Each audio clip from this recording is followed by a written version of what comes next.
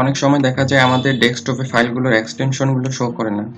তো এটা করার জন্য আমাদের যেটা করতে হবে, তো এক্সটেনশন অ্যাড করার জন্য আমাদের কিন্তু যেতে হবে সার্চ বারে কন্ট্রোল প্যানেল। তো এখানে সার্চ বারে গিয়ে সার্চ করবেন control panel.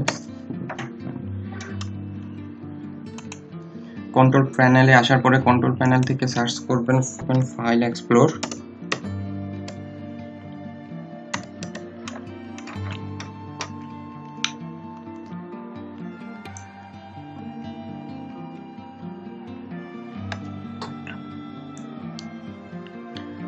File explore click করবেন, নতুন একটি পপআপ ওপেন হবে। এরপরে ভিউ অপশনে চলে যাবেন। ভিউ থেকে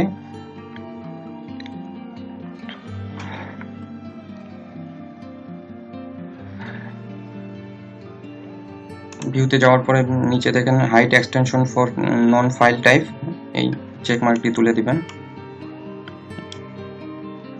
এরপরে অ্যাপ্লাইতে ক্লিক করবেন, দেন ওকে।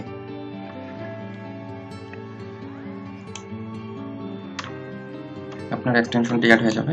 দেখেন টেক্সটের পাশে, ডকুমেন্টের পাশে এই যে টেক্সট,